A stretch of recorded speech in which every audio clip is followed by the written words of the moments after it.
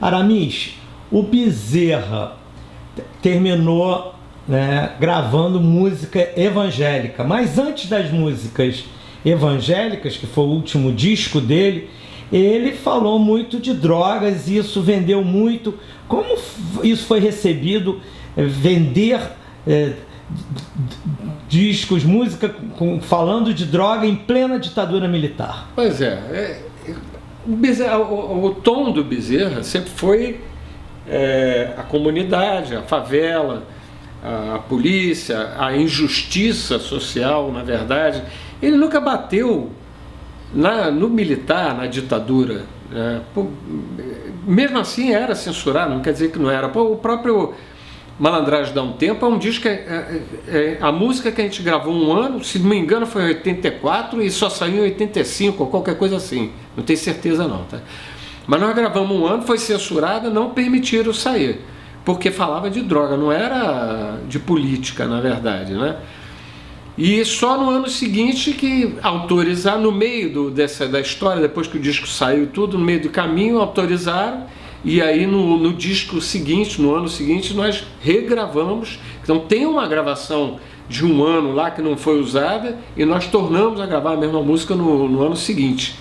E aí foi o sucesso que foi, que talvez seja o disco que mais vendeu dele, não tenho certeza, mas eu acho que Alô Malandragem Maloca Flagrante foi tão forte quanto o Pega Eu, da Cid, que continuou vendendo toda a vida, na verdade.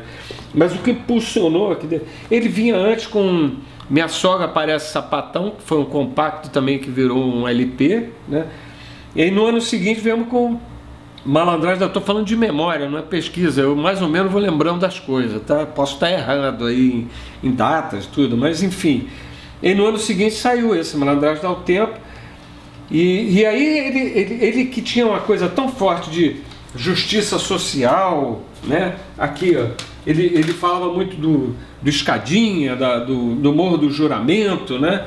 E era um assunto forte, apesar de não ser música que estava tocando em rádio, tudo, mas o conteúdo do disco, falando de justiça social, era muito visto, muito comentado, não só da periferia, que eu acho que aí é que a garotada, que não era do samba, que era do rock, a gente vê tanto exemplo de roqueiro que adorava o Bezerra da Silva, está vendo que não só por causa de falar da liberdade, da droga, essa coisa toda, ele defender as injustiças. Quer dizer, quando ele falava de Escadinha, não é porque Bezerra era bandido, Bezerra nunca foi bandido, ele viveu ao lado dessas pessoas todas, conviveu com essas pessoas todas, né?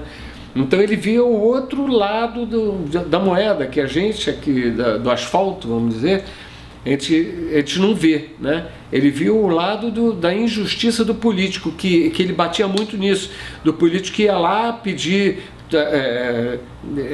voto, botar faixa na porta do barraco, e depois que era eleito, o cara virava as costas e não estava mais aí para aquele povo. Mostra essa capa do candidato. Do candidato Caô, né? Presidente Caô. Eu acho que isso foi na época do Collor, se não me engano, né? Eu não lembro mais a data, não. Porque ele está dando uma sonora banana aqui, né?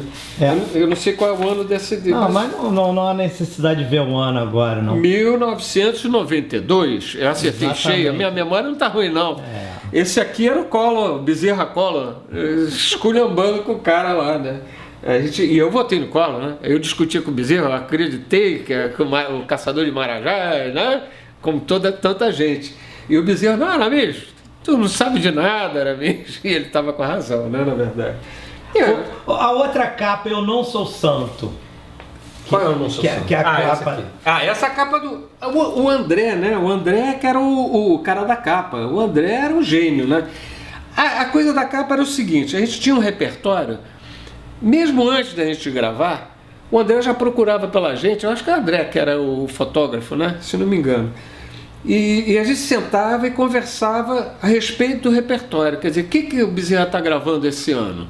Estamos gravando isso e aquilo. Tá, vai lá. Quando o Morcego Doa Sangue, o Preto e o Branco, a gente ia mostrando os cassetes ainda dos autores, mostrando pro pessoal das artes, lá da RCA. Nessa época a RCA e depois BMG, né? Essa aqui ainda é RCA. E aí ele formava na cabeça dele, a gente ajudava a formar na cabeça dele a ideia de uma capa que contasse a história do disco aí, né?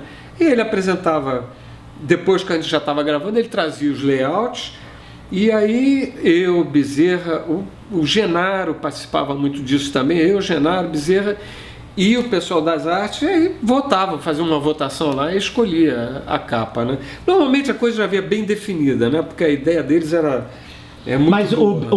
o voto do Bezerra era fundamental, né? Ele não opinava, ele fazia questão de não opinar muito na capa, não. O Bezerra não tinha muita paciência com o negócio da capa, não. Ficava mais entre eu, o Genaro e o pessoal da arte. Eu posso falar categoricamente isso. Porque ele não tinha muita paciência para sentar em reunião e ficar em reunião discutindo a arte da capa. Mas o repertório dele, a partir do quarto, quinto disco, era ele que decidia? Não era ele que decidia, quer dizer, ele trazia, a gente não convivia nas bocas que ele convivia, né? Eu sou o cara do asfalto, do rock. A crítica era assim, porra, Bezerra, tu tem um produtor roqueiro? Não era nada disso, era um técnico, um produtor não propriamente trabalha só o seu gosto pessoal. A gente imprime ao artista o que a gente vê que é a necessidade dele, em termos sonoros e enfim, e é poético também.